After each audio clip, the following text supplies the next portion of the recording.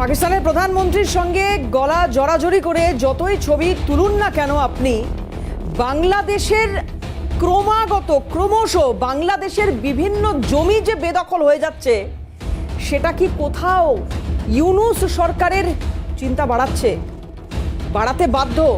কারণ এই মুহূর্তে যে আপডেট আপনাদের দেব তাতে বাংলাদেশের মানুষ, বা আমি বলবো আলাদাভাবে বাংলাদেশের মানুষের থেকেও বাংলাদেশের এই মুহূর্তের সরকার, যে সরকারের একেবারে উপদেষ্টা মণ্ডলীর প্রধান, মাথার উপর যিনি বসে আছেন মোহাম্মদ ইউনূস, যিনি পাকিস্তানের প্রধানমন্ত্রীর সঙ্গে গলা জড়াজড়ি করে ছবি তুলছেন, বৈঠক করছেন, কথা বলছেন, তিনি কি জানেন যে এই মুহূর্তে আরাকান সেনা তারা বাংলাদেশে ঢুকে পড়েছে, আর কোথায় ঢুকে কতটা দখল করেছে সেইটা একটু আপনাদের জানিয়ে রাখি। তাহলে এইবার বোধহয় আপনাদের বুঝতে সুবিধে হবে, মোহাম্মদ ইউনূস আপনারও বোধহয় বুঝতে সুবিধে হবে যে দেশ আগে বাঁচাই, ঘর আগে গোছাই, পড়শি দেশের দিকে পরে নজর দেব। আমি একটা ব্রেকিং দেখাই আপনাদের। দেখুন, বাংলাদেশে এই মুহূর্তে একেবারে লাস্ট আপডেট আপনাদের সামনে তুলে ধরার চেষ্টা করব। আরাকান আর্মি তারা ঢুকে পড়েছে টেকনাফের কিছু অংশ। এই টেকনাফ হচ্ছে মংডুর কথা আপনাদের বলেছিলাম, মংডুর ঠিক উল্টো দিকের অংশ হচ্ছে এই টেকনাফ। সেন্ট মার্টিনের দিকে নজর ঘোরানোর চেষ্টা, রোহিঙ্গা শরণার্থীদের শিবিরে আরাকানদের হামলা, প্রাণ বাঁচাতে এলাকা ছাড়ছে রোহিঙ্গা শরণার্থীরা। মনে পড়ে যাচ্ছে বেশ কিছু বছর আগেকার কথা। আরাকানদের চট্টগ্রাম দখল, সেটা কি শুধুমাত্র সময়ের অপেক্ষা? বিভাগীয় ইউনূস প্রশ্নের মুখে। বাংলাদেশের নিরাপত্তা, কারণ এই মুহূর্তে বাংলাদেশে ঢুকে পড়েছে আরাকান আর্মি। এইটাই সব থেকে চ্যালেঞ্জিং, বা এইটা সব থেকে চিন্তার বিষয় হওয়া উচিত এই মুহূর্তে বাংলাদেশের সেনা বা ইউনূস সরকারের কাছে। আরও একটা খুব গুরুত্বপূর্ণ বিষয়, এর আগে একাধিকবার আমরা যখন কথা বলেছি এটা নিয়ে, বারবার আলোচনায় উঠে এসেছে যে এই যে আরাকান আর্মি বাংলাদেশে ঢুকে পড়েছে, হয়তো সময়ের অপেক্ষা গোটা চট্টগ্রাম দখল নিয়ে নেওয়া। সেই ছবিগুলো দেখুন, যে প্রশিক্ষণ শিবির আরাকান বাহিনীর চালানো হচ্ছে, এবং সিএনএ নজর রাখুন আপনারা। আরাকান আর্মির বা আরাকান যে প্রদেশ, এদের কি ইতিহাস, কোথা থেকে এই দেশটির উৎপত্তি হয়েছে, কোথা থেকে এই আর্মির উৎপত্তি হচ্ছে, কে তাদের প্রশিক্ষণ দিচ্ছে, এই মুহূর্তে মেজর কে রয়েছে, এই সমস্ত কিছু আপনাদের ইতিহাসের মতো করে একেবারে স্পষ্টভাবে বুঝিয়ে দেবো আমরা। যাই হোক, সে তো অন্য কথা। যেটা বলছিলাম যে এই যে আরাকান বাহিনী যারা ইতিমধ্যেই বাংলাদেশের একটা অংশ দখল করে ফেলেছে, এবার বাংলাদেশকে যদি লড়তে হয় এদের সাথে, বাংলাদেশের তো সেরকম কোনো অভিজ্ঞতা নেই কোনো যুদ্ধে অংশগ্রহণ করার। ৭১-এর যুদ্ধে ভারতের সেনাবাহিনীর সাহায্যে তারা যুদ্ধ লড়েছিল, কিন্তু তাদের নিজস্ব অভিজ্ঞতা যুদ্ধে লড়ার রয়েছে কিনা সেটা নিয়ে হয়তো বাংলাদেশের মধ্যেই মানুষের বিতর্ক রয়েছে। এই পরিস্থিতিতে কি হতে পারে? তাহলে যেটা বাংলাদেশের সেনার বা বলবো এই সরকারটার যেটা প্রয়োজন হতে পারে, সেটা হচ্ছে পাকিস্তানের সঙ্গে সখ্য তৈরি করা। কারণ পাকিস্তানের সেনা, পাকিস্তানের মদত, পাকিস্তানের অস্ত্র, পাকিস্তানের কূটনীতি, এই সমস্ত কিছু বাংলাদেশের কি তাহলে বেশি প্রয়োজন হয়ে যাচ্ছে এই মুহূর্তে দাঁড়িয়ে? না হলে কি কারণেই বা পাকিস্তানের প্রধানমন্ত্রীর সঙ্গে বৈঠক করছেন মোহাম্মদ ইউনূস, আর সেই পাকিস্তানের একটি জাহাজ পাকিস্তান থেকে, সেই পাকিস্তানের সমস্ত কিছু, অর্থাৎ যেটা সূত্র মারফত খবর পাচ্ছি আমরা, প্রচুর আর্মস, সেই সমস্ত কিছু বোঝাই করা হয়েছে ওই জাহাজে। এবং ওই জাহাজটি এই মুহূর্তে একেবারে পাকিস্তান থেকে বেরিয়েছে লোডেড অবস্থায়, একেবারে ভারতের দক্ষিণ ভাগ থেকে ঘুরে ঢুকছে বাংলাদেশ বর্ডারের কাছে। মারাত্মক কিছু তথ্য এই মুহূর্তে সামনে আসছে। বলা হচ্ছে যে ওই জাহাজে নাকি নিত্য প্রয়োজনীয় জিনিস রয়েছে, পাকিস্তানের কাছ থেকে এই সমস্ত জিনিস বাংলাদেশ পাচ্ছে, কিন্তু সূত্র বলছে ওই জাহাজে অস্ত্র হতে পারে, ওই জাহাজে জঙ্গিরাও লুকিয়ে রয়েছে যারা বাংলাদেশে প্রবেশ করতে পারে, এবং বাংলাদেশ থেকে কোথাও সেই অনুপ্রবেশ এই বাংলার বুকে হবে কি সেই প্রশ্ন কিন্তু থাকছে। আজকে হাল্লা বলে আমি দেবারতী আপনাদের সঙ্গে রয়েছি, এই সমস্ত কিছু নিয়ে কথা বলবো আপনাদের সঙ্গে। কিন্তু শুরুতেই পাকিস্তানের এই সখ্য কি কারণে প্রয়োজন হচ্ছে বাংলাদেশের, এবং খুল্লা তারা এই কথা বলছে যে পাকিস্তানকে স্বাগত। আমরা এবার একটু সেই দিকে নজর রাখবো। নির্দিষ্ট যে প্রতিবেদন আজকে আপনাদের জন্য তুলে ধরবো হাল্লা বলে শুরুতেই, দেখুন গায়ে কাঁটা দেবে, চমকে উঠবেন আপনারা যে কি কারণে এই কদিন আগে জন্মানো বাংলাদেশের প্রয়োজন হচ্ছে পাকিস্তানের মতো এই রকম একটি রাষ্ট্রকে, ভারতকে টপকে। কেন দেখুন।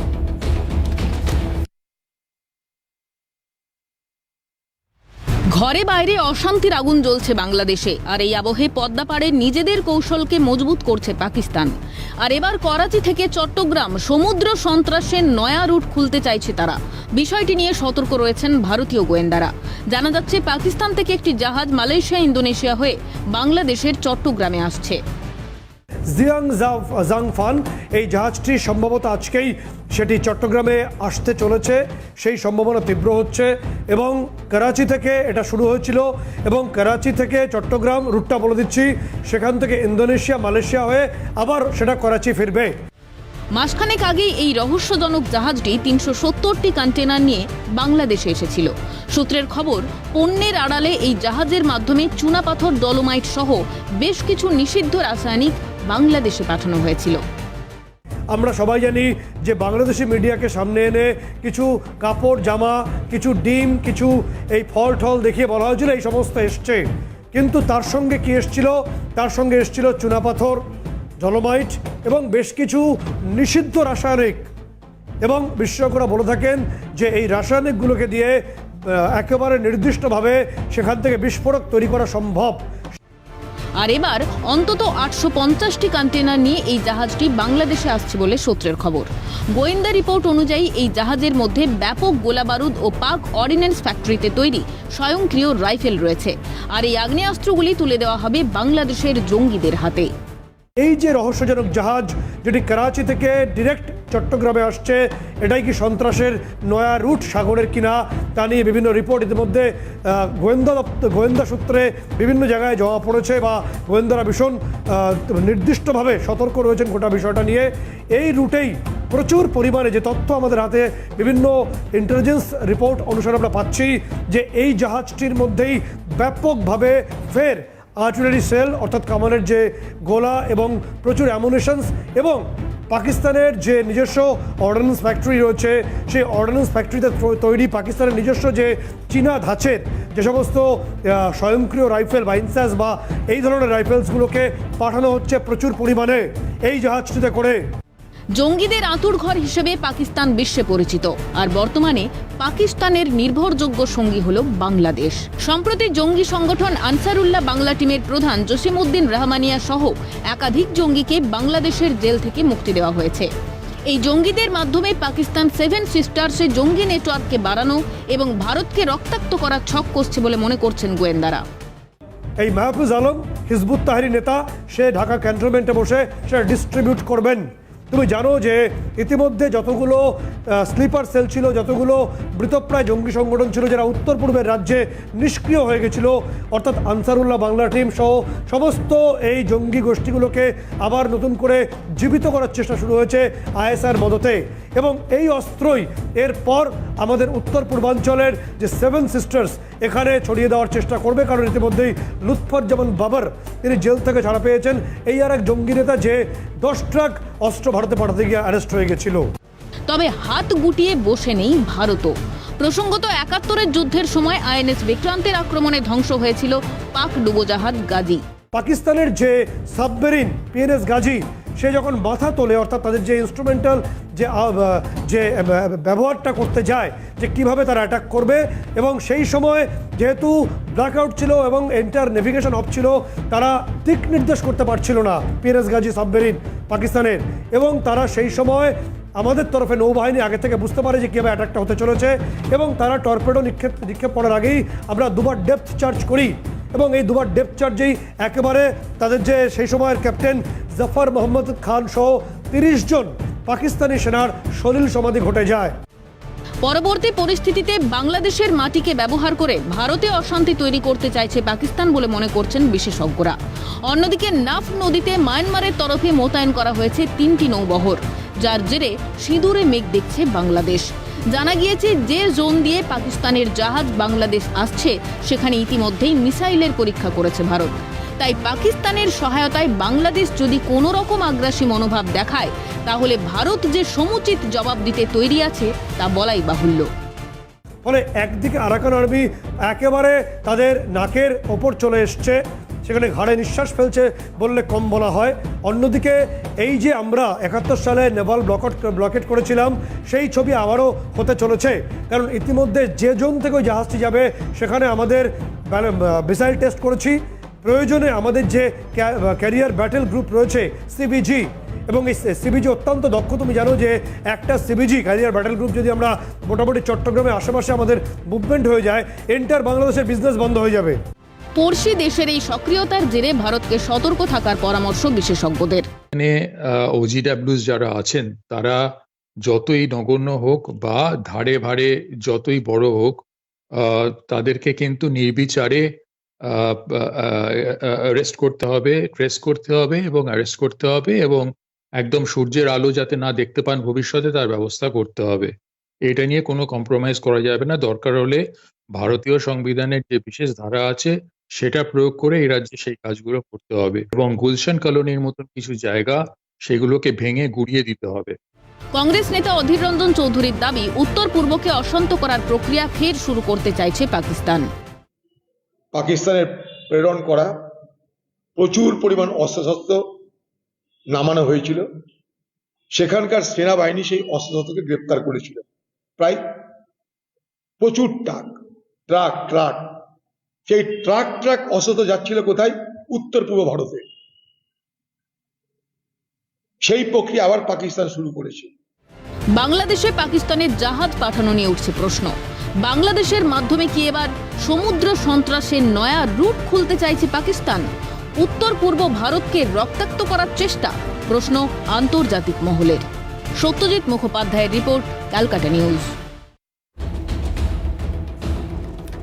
এই মুহূর্তে হয়তো শ্রেয় মনে হচ্ছে পাকিস্তানের সঙ্গে এই সখ্যতাটাই, এবং ভারতকে হয়তো শত্রু দেশও মনে করতে পারে বাংলাদেশের এই সরকারটা। যাই হোক, আমাদের সঙ্গে আজকে যারা প্যানেলে থাকবেন তাদের মধ্যে যিনি বাংলাদেশ থেকে আমাদের সঙ্গে রয়েছেন, ডেফিনেটলি তার সঙ্গে কথা বলেও এটা একটু বোঝার বা জানার চেষ্টা করবো। প্রথমেই তার সঙ্গে আলাপ করাই। আজকে আমাদের সঙ্গে স্টুডিওর বাইরে থেকে যারা রয়েছেন তাদের মধ্যে বাংলাদেশ থেকে পররাষ্ট্র রাজনৈতিক বিশ্লেষক মোহাম্মদ আনোয়ার হোসেন রয়েছেন। আনোয়ার হোসেন সাহেবকে প্রথমেই স্বাগত জানাই আমার অনুষ্ঠানে। সাহেব, আমি আসবো আপনার কাছে, বাকিদের সঙ্গে একটু পরিচয় করাই। রাজনৈতিক বিশ্লেষক রাজাগোপাল ধর চক্রবর্তী রয়েছেন আমাদের সঙ্গে। রাজাগোপাল বাবুকে স্বাগত জানাই, এবং দীর্ঘদিন ধরেই রাজাগোপাল বাবু এই বাংলাদেশ ইস্যু নিয়ে অসামান্য বক্তব্য রেখেছেন, তার জন্য শুরুতেই স্যালুট আপনাকে রাজাগোপাল বাবুকে। এবং আমাদের সঙ্গে স্টুডিওতে যারা উপস্থিত রয়েছেন এবার তাদের সঙ্গে আলাপ করাবো। বিজেপির তরফ থেকে মুখপাত্র ফাল্গুনিদি রয়েছেন, ফাল্গুনি পাত্র। ফাল্গুনিদিকে স্বাগত জানাই আমার অনুষ্ঠানে, এবং পাশাপাশি প্রাক্তন পুলিশ কর্তা অনিল জানা রয়েছেন। অনিলবাবুকে অনেকদিন পর পেলাম আজকে আমার সঙ্গে প্যানেলে, অনিলবাবুকেও স্বাগত জানাই। আর হয়তো কিছুক্ষণের মধ্যেই বিশিষ্ট আইনজীবী রাধামোহন রায় আমাদের সঙ্গে এই অনুষ্ঠানে যোগদান করবেন। আগাম স্বাগত তাকে জানিয়ে রাখি, আর আলোচনা শুরু করব। এবার ভারতের তরফ থেকে যা যা ব্যবস্থাপনা করার ডেফিনেটলি ভারত করবে, ভারত করছে। আপনারা কিছুক্ষণ আগে দেখছিলেনও যে বিক্রম মিশ্রি তিনি এই যে মাহফুজ আলম তার পোস্টটি ঘিরে যে বিতর্ক তৈরি হয়েছে তার তীব্র বিরোধিতা করেছেন। অমিত শাহজি তিনি বঙ্গ সফরে রয়েছেন এই মুহূর্তে। শিলিগুড়িতে সীমান্তে যে সশস্ত্র সীমা বলে জওয়ানরা রয়েছেন তাদের কারণে গৃহমন্ত্রী নিশ্চিন্ত, অর্থাৎ গোটা দেশ নিশ্চিন্ত। কেন বলছি এই কথা? কারণ এই শিলিগুড়ি হেডকোয়ার্টারে যখন উনি উপস্থিত ছিলেন, কারণ সশস্ত্র সীমা বলের প্রতিষ্ঠা দিবসের বিশেষ অনুষ্ঠান ছিল, সেখানে উনি বলছেন যে শিলিগুড়ি করিডোরের সুরক্ষা সুনিশ্চিত করছে এসএসবি। তার মানে একটা বিষয় বোঝার বা ভাবার চেষ্টা করুন, এসএসবির দ্বারাই সুরক্ষিত, মানে এই গোটা এত বড় ভারতীয় উপমহাদেশ, তার যে বিশাল সেনাবাহিনী, তার যে এত সমরাস্ত্র, কিছুরই প্রয়োজন নেই। আর সত্যি কথাই তাই। আমরা প্রথম দিন থেকে অনুষ্ঠান করছি, বলছি পশ্চিমবঙ্গের মানে গোটা ভারতের মানচিত্র আমি বাদ দিলাম, আমি গোটা বিশ্বের মানচিত্রের মধ্যে যতটুকু জায়গা জুড়ে পশ্চিমবঙ্গের অবস্থান, আয়তন, তার থেকে আর একটু বেশি বাংলাদেশের। তার জন্য একটা গোটা দেশের আর্মি নামবে কেন? কি প্রয়োজন? কোনো দরকার নেই। সেই কারণেই খুব সুচিন্তিত মতামত অমিত শাহজি এখানে পেশ করেছেন এবং স্পষ্টভাবে যে কথা বলছেন, এসএসবি কাফি হ্যায়। আমরাও বলছি সেটাই, যে প্রতিষ্ঠা দিবসে দাঁড়িয়ে যখন দেশের স্বরাষ্ট্রমন্ত্রী কথা বলেন, তখন বোধহয় আর ভারতবাসী হিসেবে আর কিছু ভাবার বা চিন্তা করার প্রয়োজন হয় না। এবার যেটা সব থেকে মানে চিন্তার বিষয় হয়ে দাঁড়াচ্ছে যে অনুপ্রবেশ, এইটা একটা সমস্যার কারণ হতে পারে, যে অনুপ্রবেশ। এবং সেটা দেখুন, শুধু বাংলাদেশের এই পরিস্থিতির জন্য আজকে অনুপ্রবেশ হচ্ছে, হ্যাঁ সেটা হয়তো বেড়েছে, কিন্তু চলে তো সারা বছর ধরে। অভিযোগ তো সেরকমই ফাল্গুনীদিরা বিভিন্ন সময় করে আসছেন, কারণ এ রাজ্যের সরকার একটা বড় অংশ কাঁটাতার দিয়ে ঘিরতেই দেয় না। এইরকম বিভিন্ন অসুবিধার মধ্যে যখন আর্মস উদ্ধার হয়, যখন খাগড়াগড়ের মতো বিস্ফোরণের ঘটনা ঘটে, তখন প্রশ্ন ওঠে বারবার যে যেটা জাতীয় স্বার্থে, জাতীয় নিরাপত্তার স্বার্থে যে প্রশ্নগুলো, যে ভূমিকাগুলো, যে পদক্ষেপগুলো একটা যুক্তরাষ্ট্রীয় কাঠামোয় থাকা সরকারের নেওয়া উচিত, এ রাজ্যের সরকার সেটা পালনে অনীহা কেন দেখাচ্ছে? অনিলবাবু রয়েছেন, আমি অনিলবাবুকে দিয়ে শুরু করি। অনিলবাবু, একটু জানার চেষ্টা করবো আপনার কাছ থেকে যে এই যে এত পরিমাণে আর্মস উদ্ধার হচ্ছে, আমি আজকের, কালকের, পরশুর, মানে কারণ এই কারণে বলছি কারণ লাগাতার এই পাসপোর্ট নিয়ে গন্ডগোল দেখছি আমরা, এই আর্মস উদ্ধার হচ্ছে, এতজনের মানে এতজন অ্যারেস্ট হলো, ইত্যাদি ইত্যাদি। আমি এটা শুধু আজ বা কালকের মধ্যে সীমাবদ্ধ এটা বলছি না, দীর্ঘ বছর ধরে চলছে। অনুপ্রবেশের ঘটনা ঘটে চলেছে, আর্মস উদ্ধার, পাসপোর্ট জাল, এখানে খাগড়াগড়ের মতো ঘটনা ঘটছে, বাংলাকে করিডোর হিসেবে জঙ্গিরা ব্যবহার করছে, এইটা তো লাগাতার চলছে। আর বাংলাদেশে এখন যে পরিস্থিতি তৈরি হয়েছে, যুদ্ধ অনেক পরের কথা, এই দেশটার সঙ্গে যুদ্ধ করার কথা ভাবতেও পারবো না আমরা, ভাববোই না, আমরা ভাবার কোনো প্রয়োজনই নেই।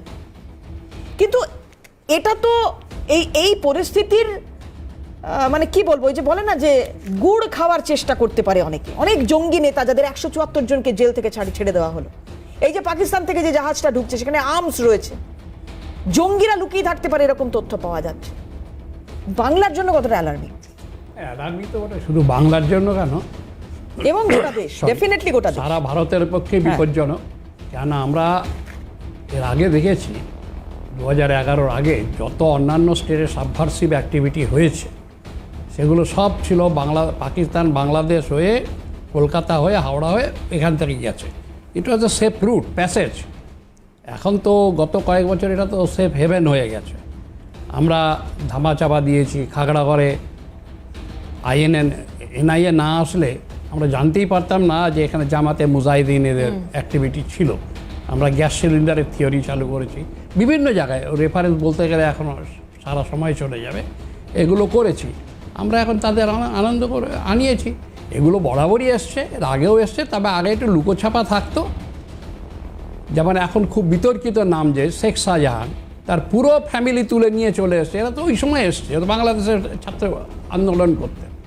তাদের বিরুদ্ধে 14 ফরেনার্স একটা কেস হয়েছে, আজকেও বাংলাদেশে অ্যারেস্ট হয়েছে, রোজ হচ্ছে। এগুলো কিছু না, এগুলো যেগুলো আর্মস রিকভারি হচ্ছে, বাংলাদেশে অ্যারেস্ট হচ্ছে, এগুলো হচ্ছে আপনার সমুদ্রের থেকে এক আঁচলা জলের মতন।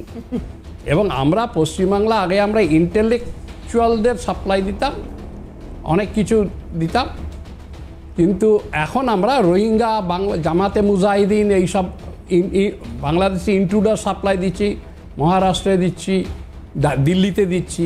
আপনি শুধু এখানে কেন, দিল্লিতেও দেখুন একজন আইআইটিয়ান মুখ্যমন্ত্রী আছেন, তিনি একদম পুরো এখানকার ফলো করছেন, এখানকার সুন্দর ছাত্র, শুভ ছাত্রা, মদের খোলামখুল্লা লাইসেন্স, মদ খাও, ফুর্তি করো, আর আমি ওই রোহিঙ্গাদের জন্য জমি জায়গা করে দিচ্ছি, সাংবিধানিক অধিকার আছে, দিচ্ছি। ওরা ওখানে গিয়েও এইসব করছে। এই যে সম্প্রতি 108 নম্বর ওয়ার্ডে কাউন্সিলরের উপর অ্যাটাক হলো, আমরা দেখছিলাম ওই সময় যখন আমরা পরপর স্টোরিগুলো করছিলাম, দেখছিলাম ওই গুলশান কলোনি বেশিরভাগটাই নাকি বাংলাদেশ থেকে যে উদ্বাস্তুরা এসেছেন তাদের দিয়ে তৈরি কলোনিটা। মানে এরকম তো একটা ঘটনা নয় নিশ্চয়ই রাজ্যে, এখন আকাশ থেকে পড়ছে গুলশান কলোনি, ওগুলো সরকারি জমি, ওয়েস্টল্যান্ড, সেগুলো ওখানে বিল্ডিং হয়ে গেল, সব কিছু গেল। আমাদের পুরমন্ত্রী থেকে কেউ কিছু জানে না, কোনো সরকার সব চোখ বুঝেছিল। এখন ওই সব নিয়ে গুলি হতে নিজেদের মধ্যে গোলাগুলি চলতে গিয়ে এখন এইসব নজর পড়েছে। তো ওখানে বিল্ডিংগুলো হলো কি করে, জলের লাইন, সোয়ারেজ লাইন, এসবগুলো হলো কি করে হাওয়ায়? এসবগুলো হচ্ছে আপনাদের একজন বলেছেন না মন্ত্রী, মানে বিখ্যাত মন্ত্রী, আপনার অতি শিক্ষিত মহানাগরিক, এটা মিনি পাকিস্তান, এটা মিনি পাকিস্তানের এক্সটেন্ডেড পোর্শন হচ্ছে। আস্তে আস্তে যেমন বলছে না, প্রায় আমাদের বাংলাদেশকে চারদার দিয়ে ভারত ঘিরছে, এরা পুরো পশ্চিমবাংলাটাকে ঘিরে নিচ্ছে। আপনাদের যদি আর্কাইভে দেখেন, পুরনো আর্কাইভে আপনি দেখবেন, আমি 3 বছর ধরেই বলে আসছি যে মালদা, মুর্শিদাবাদ, নদিয়ার করিমপুর, দুটো 24 পরগনার বর্ডার এবং কলকাতা পুলিশের পার্ট অফ 4 ডিভিশন, এগুলো মানে 2019-এর আগে কাশ্মীরের মতন অবস্থা। মানে এটা ভারতে আছে, ভারতের সুযোগ সুবিধা নিচ্ছে, সব কিছু নিচ্ছে, কিন্তু ভারতীয় নয় এরা। কাগজে কলমে ভারতীয়, আন্তরিকভাবে এরা কোনো দিন ভারত নয়, কোনো হচ্ছে হিন্দু বিদ্বেষী, ভারত বিদ্বেষী। বেশ, রাজাগোপাল বাবুর কাছে এবার একটু যাই, আবার একটু বাংলাদেশে ফিরি। এই যে চট্টগ্রাম দখলের কথা আরাকানদের দ্বারা, এটা কি শুধুমাত্র সময়ের অপেক্ষা রাজাগোপাল বাবু? মানে বাংলাদেশের অখণ্ডতা রক্ষায় কি এই মুহূর্তে চ্যালেঞ্জ ইউনূস সরকারের কাছে? দেখুন না, আমার যে আরাকান তাদের নিজস্ব আইডেন্টিটি আছে, সেটাকেই সে চায়, এবং তারা মিলিটারি জানতা তাদের সেই যে আছে সেটা বাধা দিচ্ছে, এবং তারা মানে ট্রানজিশনের মধ্যে আজকে ইন্ডিয়াকে এসে প্রায় তখন পথে এদের সাহায্য করেছে চীন, ইনডাইরেক্টলি করেছে নানানভাবে। এরা ওখানে আমাদের আরো প্রজেক্ট আছে, আরাকান নানান জায়গায় আমাদের প্রজেক্টকেও ডিস্টার্ব করছে, কিন্তু চীনের কোনো প্রজেক্টে বোঝাই যাচ্ছে চীনের সাথে। আবার চীন দেখা যাচ্ছে মিলিটারি জুনতা দূর, মানে চীনের।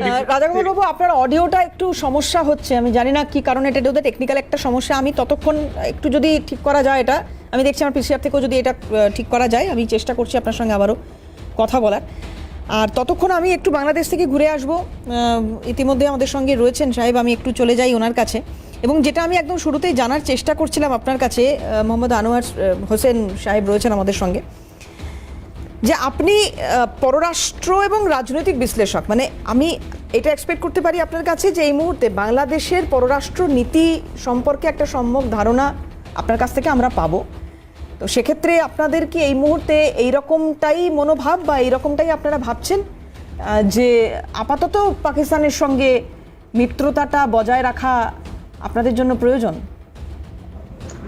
ধন্যবাদ প্রিয় সঞ্চালক এবং সমালোচক বৃন্দ। আমি আমাকে শোনা যাচ্ছে? একদম স্পষ্ট। হ্যাঁ, আশা করি আপনারা সবাই ভালো আছেন এবং কুশলে আছেন। আমি বেসিক্যালি সমস্ত আলোচনা জুড়ে আপনাদের সকল কথা শুনলাম। আমি প্রথমে আমি বাংলাদেশের পক্ষ থেকে এবং আমার ব্যক্তিগত পক্ষ থেকে আপনাদেরকে জানাচ্ছি অগ্রিম শুভেচ্ছা এবং অতল শুভেচ্ছা। বাংলাদেশ ভারতের সাথে আমাদের যে মৈত্রী, দীর্ঘদিনের, বাংলাদেশের স্বাধীনতা, বাংলাদেশের অস্তিত্ব ভারতের সাথে অনেক ওতপ্রোতভাবে জড়িত। আর আমাদের পররাষ্ট্রনীতি সম্পর্কে আমি ইতিপূর্বে আমি একটি বক্তব্যে বলেছিলাম যে আমাদের পররাষ্ট্রনীতি অনেক সুন্দর। পৃথিবীতে এত চমৎকার পররাষ্ট্রনীতি খুব কম দেশেই আছে। সেটা হচ্ছে friends to all, malice to none, অর্থাৎ সবার সাথে বন্ধুত্ব, কারোর সাথে শত্রুতা নয়। বাংলাদেশ তার প্রতিবেশীর সাথে, অর্থাৎ নেইবারিং কান্ট্রিজগুলোর সাথে একটা সুসম্পর্ক থাকবে, এটাকে সবসময় এক্সপেক্ট করে। এখন বিভিন্ন ন্যারেটিভস গুলো, বিভিন্ন পার্সপেক্টিভ গুলো আমাদের সামনে এসে যায়। হয়তো আমরা অনেক সময় উস্কানি মনে হতে পারে, কেউ আমাদেরকে হয়তো বলতে পারে, হ্যাঁ ইনস্টিগেট করতে পারে, সেজন্য আমরাও যে তার সাথে আমরা যে নিজেরাও আসলে জড়িয়ে যাব, বিষয়টা সেটা এরকম নয়। এখন আসুন পাকিস্তান ব্যাপারটা আপনি বলছেন যে পাকিস্তানের সাথে আসলে আপনি জানেন যে 47-এর দেশ ভাগের পরে একটা পাকিস্তান ভাগ হয়েছিল এবং পরবর্তীতে পাকিস্তানের জন্ম, পূর্ব পাকিস্তান, পশ্চিম পাকিস্তান জন্ম, সেটি আপনারা ভালো করে জানেন। বাংলাদেশের মুক্তিযুদ্ধ প্রেক্ষাপট সব মিলে ভারতের সাথে যে আমাদের যে আসলে একটি সুন্দর সম্পর্ক, সেটি সবসময় বিরাজমান। এবং আপনারা যখন এখনো আলোচনার চায়ের কাপে যখন আপনারা যুদ্ধ তুলছেন, তখনও আমি মনে করি বাংলাদেশের সাথে ভারতের সম্পর্ক এখনো আসলে সুন্দর সম্পর্ক আছে, সেটা আমি বিশ্বাস করতে চাই। এখন আসুন let's go back to Pakistan. পাকিস্তানের সাথে বাংলাদেশের যে বৈষম্যের কারণে বাংলাদেশ ভাগ তাহলে হয়েছে, এই যে সুন্দর সেই সম্পর্কের কথা বৈষম্যগুলোর আপনি সাথে বলছেন, বৈষম্যগুলো আসলে আনোয়ার সাহেব, আপনি যে সুন্দর সম্পর্কের কথা বলছেন, আমরাও এটাই আশা করি যে এটা নিয়ে তো আজকে আমাদের অনুষ্ঠান করারই কথা নয়, আজকে বাংলাদেশ আমাদের ইস্যু হওয়ার কথাই নয়, কারণ এত বছর সেটা হয়ওনি।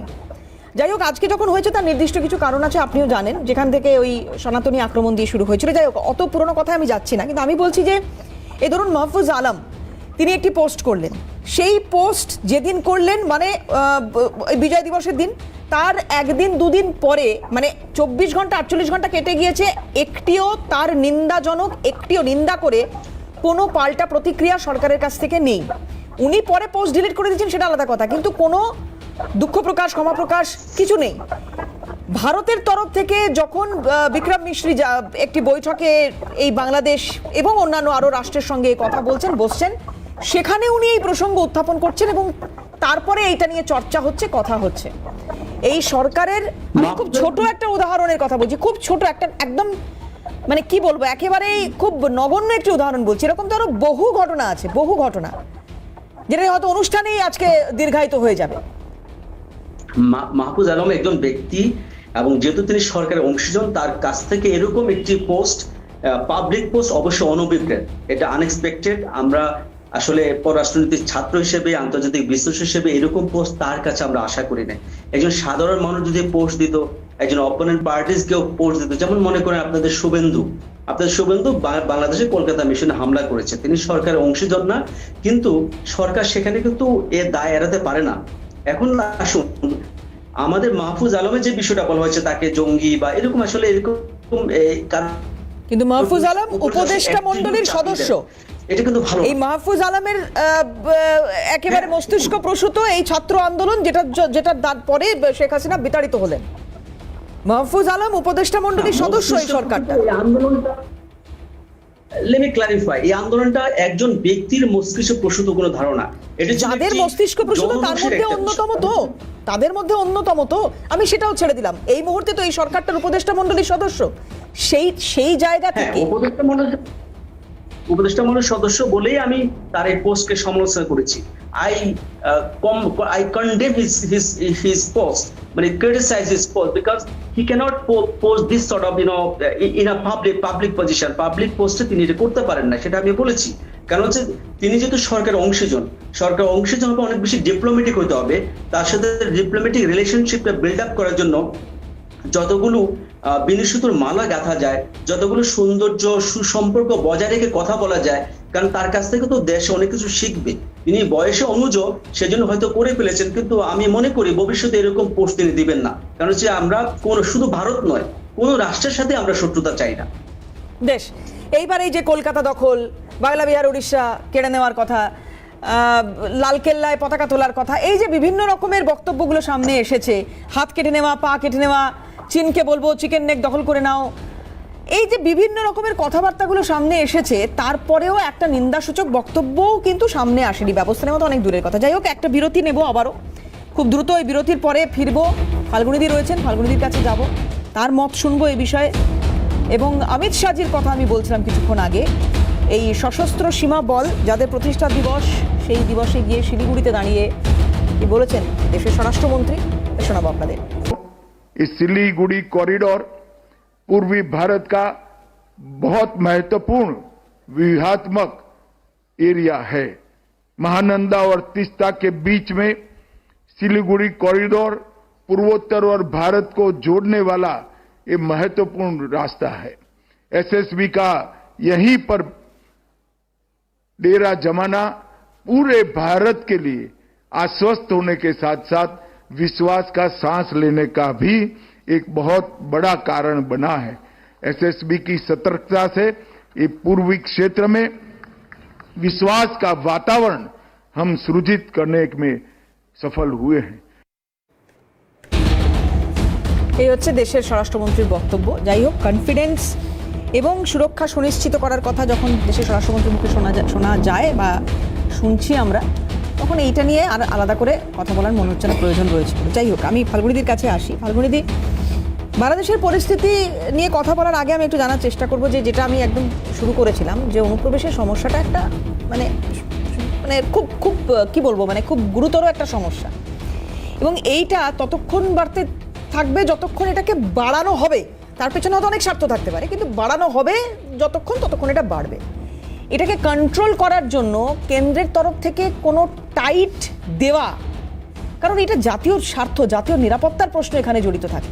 আমি জানি না বাংলাদেশ কতটা ভাবিত এই মুহূর্তে আরাকান আর্মি ঢুকে পড়ছে বলে, কিন্তু আমাদের ভাবতে হবে আগামী দিন সমস্যা হতে পারে, যাতে এক ফোঁটাও আরও সমস্যা না হয়, আরেকটা খাগড়াগড় না হয়, আমাদেরই তো ভাবতে হবে। বিষয় যেটা হচ্ছে যে এই যে অনুপ্রবেশের ঘটনা, সেটা কিন্তু শুধু আজকের নয়। আমরা মমতা ব্যানার্জি যখন বিরোধী ছিলেন তখন তিনি যে তার ভোটার লিস্ট ছুঁড়ে মেরেছিলেন স্পিকারের মুখের ওপর, সেখানে কিন্তু এই কথাটাই ছিল, যেভাবে অনুপ্রবেশ ঘটছে, যেভাবে সিপিএমরা অনুপ্রবেশ ঘটাচ্ছে, যেভাবে ভোটার লিস্ট পরিবর্তন হচ্ছে, ভুয়ো ভোটার ঢুকছে, তাতে সিপিএমকে তাড়ানো সম্ভব নয়। কিন্তু তারপরে 2011-তে উনি ক্ষমতায় এসছেন, কিন্তু উনি কি স্টেপ নিয়েছেন সেটা কিন্তু আমরা বিভিন্ন বিষয় দেখলে অনুধাবন করতে পারি। যেরকম ধরুন এই খাগড়াগড় 2014 সালের অক্টোবর মাসে দশমীর দিন জেএমবি খাগড়াগড়ে বিস্ফোরণ করলো। জানা গেল তারপরে হাসিনা সরকারের তাড়া খেয়ে এই জেএমবির আমির সালাউদ্দিন সালাহ এবং কৌশল দুজনেই পালিয়ে এসেছে পশ্চিমবঙ্গে। আমরা এটা কিন্তু জানতে পেরেছিলাম। আবার পরে কি দেখলাম, 2017 সালে গয়াতে বিস্ফোরণ ঘটালো এই জেএমবি, আবার গয়াতে বিস্ফোরণ ঘটালো। সেই কাণ্ডে যারা গ্রেপ্তার হলো, কোথা থেকে গ্রেপ্তার হলো দেখুন, নাজির শেখ মুর্শিদাবাদের বাসিন্দা, আসিফ ইকবাল মুর্শিদাবাদের বাসিন্দা, আবুল রহিম মুর্শিদাবাদের বাসিন্দা, মোহাম্মদ হিজাবুল্লাহ মুর্শিদাবাদের বাসিন্দা, সাজ্জাদ আলী মুর্শিদাবাদের বাসিন্দা, আব্দুল মজিদ মুর্শিদাবাদের বাসিন্দা। আমাদের ভাবতে হবে যে আজকে কেউ প্রধানমন্ত্রীকে হত্যা করার ছক পোস্টে সেখানে কলকাতা থেকে পাওয়া যাচ্ছে। আমরা বিএনপি বাংলাদেশের যে নেতা সেলিম, তাকে আমাদের হত্যা করা হচ্ছে সেই কলকাতা থেকে, সেই ছক আমরা দেখছি প্রত্যেক দিন। আজকে মুর্শিদাবাদ হোক, মালদা হোক, বিভিন্ন জায়গা থেকে জঙ্গিদের পাওয়া যাচ্ছে। কিন্তু এই যে পরিস্থিতি হচ্ছে, এটা কেন হচ্ছে? দেখুন, আজকে ফিরহাদ হাকিম কি উনি বলছেন যে জাস্টিস চাই বললে হয় না। উনি বলছেন আমরা নিজেকে সংখ্যা লঘু মনে করি না, আমরা সংখ্যাগুরুর দিকে এগোচ্ছি।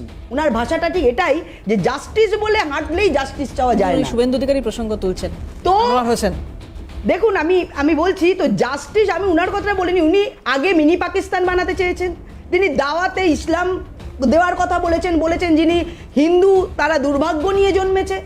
আজকে আমরা ভরতপুরের এমএলএ-কে বলতে শুনেছি যে ওখানে 70 আচ্ছা আমি একটু বিরত করে ফাল্গুনি দিকে, এই যে হিন্দু যারা তারা দুর্ভাগ্য নিয়ে জন্মেছেন, এটা বাংলাদেশের মানুষও মনে করে। আমি একটু ছোট্ট করে একটা রিয়াকশন একটু আনোয়ার সাহেবের নিয়ে নিই। আনোয়ার সাহেব, যেভাবে সনাতনীরা আক্রান্ত হয়েছেন বাংলাদেশে, আমি একটু জানবো আপনার কাছে যে এটা কি বাংলাদেশের মানুষও মনে করে যে হিন্দু যারা তারা তাদের কার সেটা? বাংলাদেশে আসলে হিন্দু মুসলমানদের সম্পর্ক অনেক বেশি বন্ধুত্বপূর্ণ, এবং আপনি হয়তো জেনে খুশি হবেন যে বাংলাদেশ একজন হিন্দুকে তার প্রতিবেশী হিসেবে খুবই গুরুত্বপূর্ণভাবে দেখে, এবং সবসময় তার প্রতিবেশীর যে এটা হয়তো আপনি আপনার মনোভাবটাকে ব্যক্ত করছেন আনোয়ার সাহেব, কিন্তু সবাই বোধহয় নয়, সবাই নয়। কারণ এই কলকাতা দখল করে নেব, চিকেন নেক ইত্যাদি ইত্যাদি।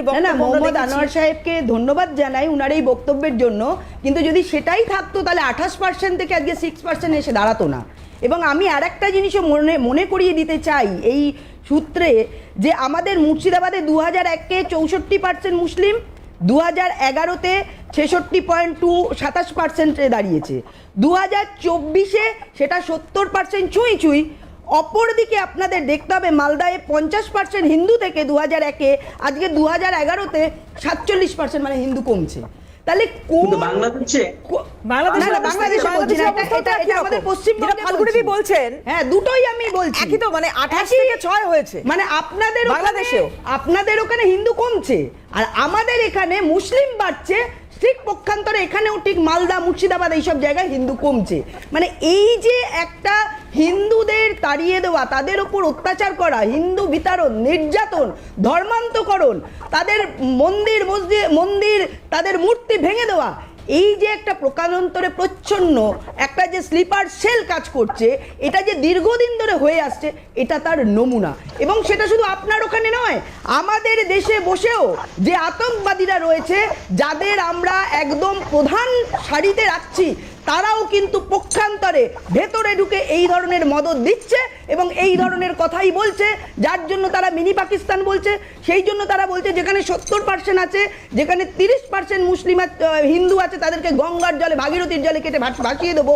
এটা একটা আমাদের ভারতবর্ষে থেকে, পশ্চিমবঙ্গে থেকে এই ধরনের কথা একটা ভরতপুরের এমএলএ বলতে পারেন না, এবং সেখানে কেউ একটা কথাও বলেনি। তার মানে পক্ষান্তরে সেটাকে কিন্তু তারা সমর্থন করেছে। আরেকটা বিরতি সময় হয়ে গিয়েছে, আমি আসবো। ভারতকে সাবধান করে দিচ্ছি, বাংলাদেশের দিকে খবরদার কুনজর দিবে না। এদিকে যদি চোখ তুলে তাকাও, সে চোখ উপড়ে ফেলা হবে। এদিকে যদি পা বাড়াও, সে পা ভেঙে দেওয়া হবে। এদিকে হাত বাড়াও, হাত কেটে নেওয়া হবে। যদি বাংলাদেশের দিকে এক পা বাড়াও, আমরা 7 সিস্টারকে বলে দেবো, চায়নাকে বলে দেবো, চিকেন নেক বন্ধ করে দাও। 7 সিস্টারকে স্বাধীনতার আন্দোলনে ঝাঁপিয়ে পড়তে বলো। কাশ্মীরকে বলবো, তোমরা স্বাধীনতার জন্য তৈরি হও।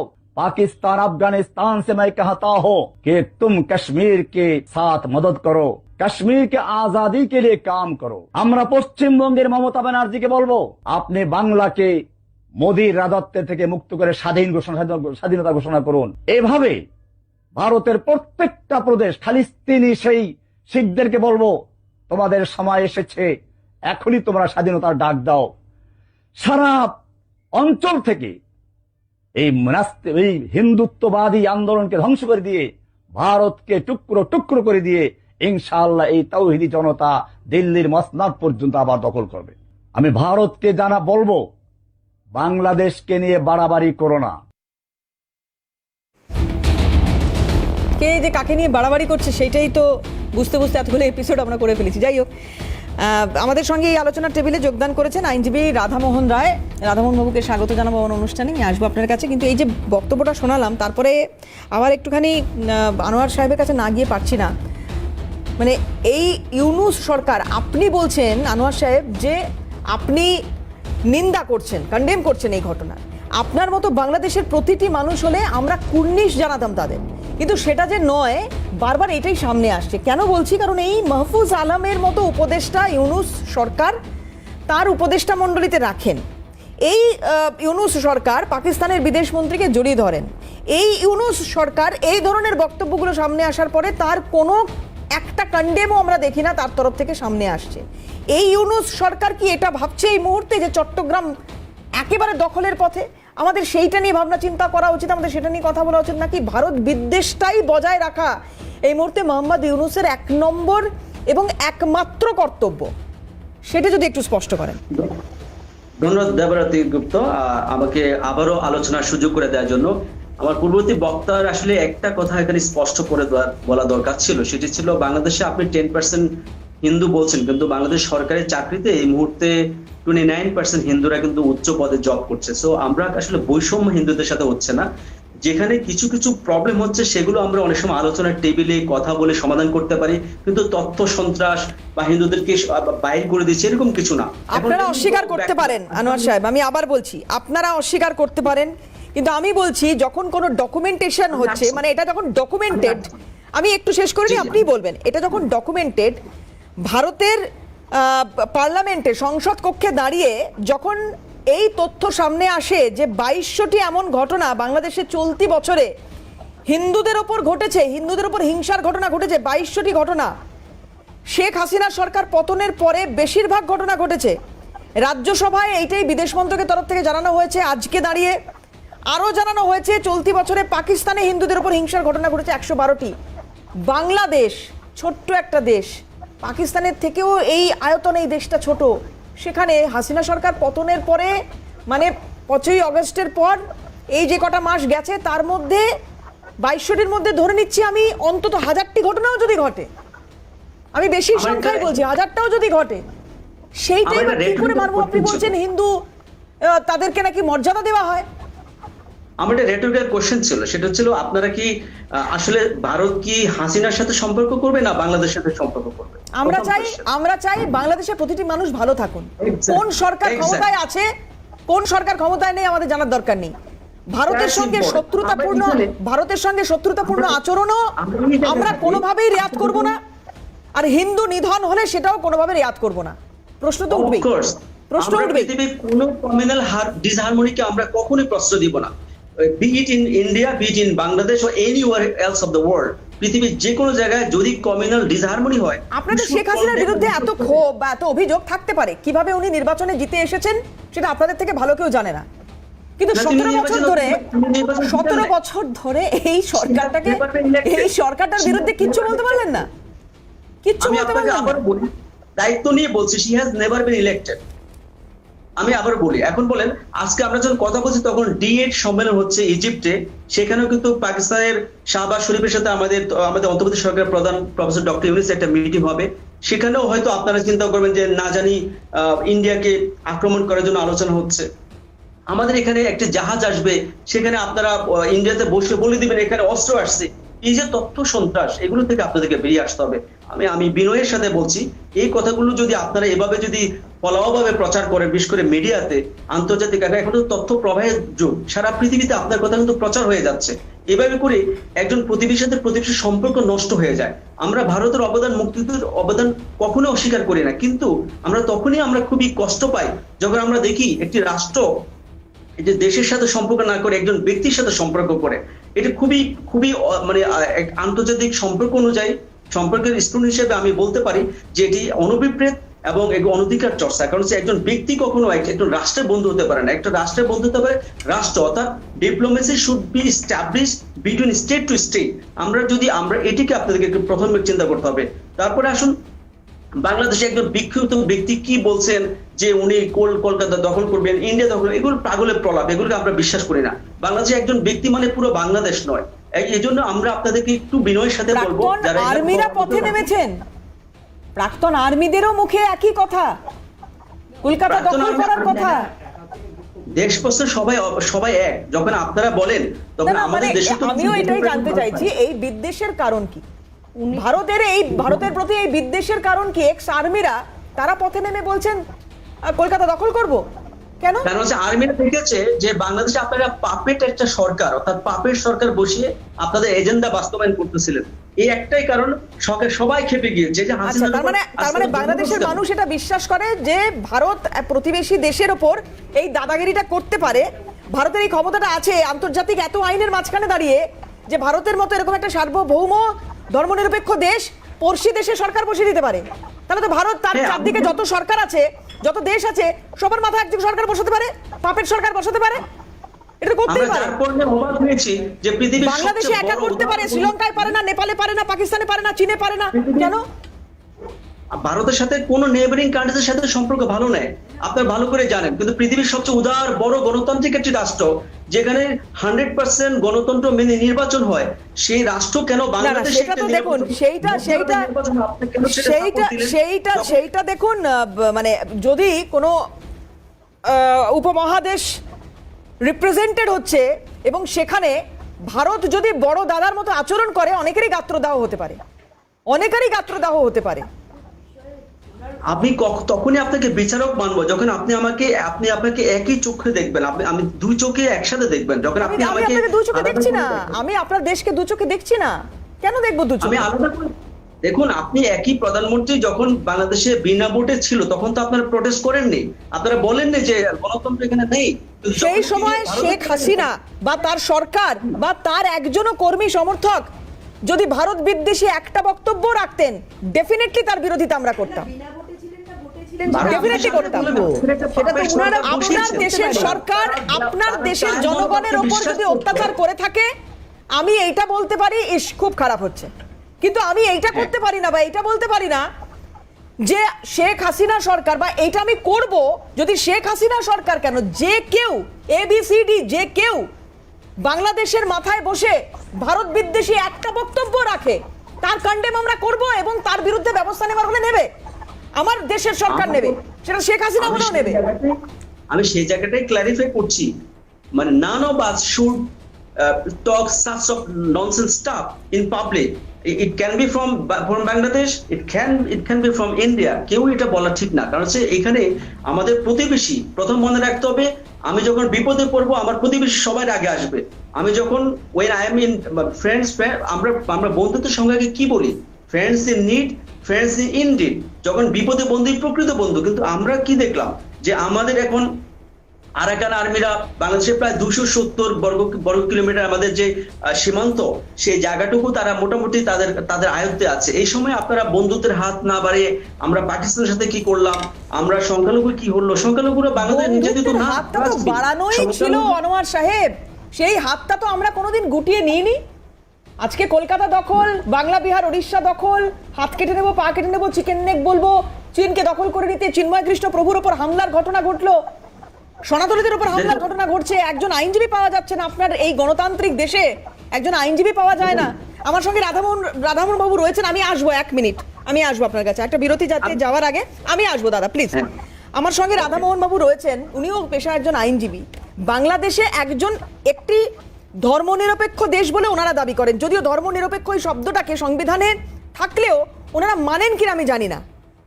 এইরকম একটা জায়গায় দাঁড়িয়ে এই দেশটায় আমরা চেয়েছি, আমরা আজীবন চাইবো যে বন্ধুত্বপূর্ণ হাতটা বাড়িয়ে রাখতে। ধরবে কে? রাধামোহন বাবু, আইনজীবীদের একজনও নেই যিনি লড়তে পারছেন। সরকারের এইটা সরকার করতে পারে না। না, সেটা তো ঠিকই কথা আপনি বললেন যে ইনি বলছেন নিশ্চয়ই, কিন্তু জিনিসটা হচ্ছে ওখানে ডেমোক্রেসি বলে কিছু নেই। কারণ হচ্ছে যে যেভাবে আইনজীবীকে মারা হলো আর ওনার মৃত্যুর যেভাবে হলো, আর তারপরে যে আইনজীবী মানে একটা সিনিয়র আইনজীবীকে যেভাবে হেনস্থা করা হচ্ছিল, মানে এটা তো ডেমোক্রেসিকে একটা মানে গলা টিপে মেরে দেওয়ার ব্যাপারটা আছে। আমার তো মনে হয় ওখানকার জাজেসগুলোও কিন্তু রিস্কে আছে, হয়তো লাইফ রিস্ক আছে। তো আমার জিনিসটা হচ্ছে যে আইনটাকে নিয়ে মানে একটা কোর্ট বিচারকে অ্যাটলিস্ট সম্মান করা উচিত আমার মনে হয়। একদমই তাই। মানে আমাদের এখানে কি আছে, মানুষ সব জিনিস থেকে যখন আস্থা হারিয়ে ফেলে তখন কোর্টের কাছেই আস্থাটা পায় আর ফিরে জাস্টিসটা পায়।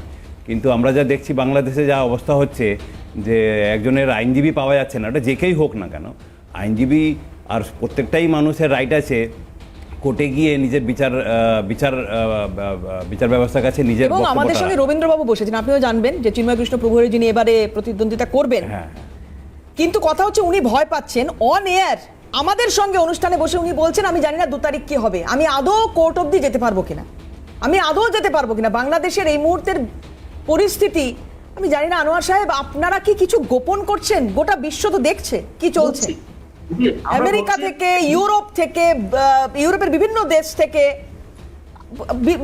বিতর্ক তো হচ্ছে, বলুন, এটা তো অস্বীকার করার কোনো জায়গা নেই। সনাতনী আক্রান্ত হচ্ছে, মন্দির ভাঙা হচ্ছে, অগ্নিসংযোগ হচ্ছে, খুন হচ্ছে।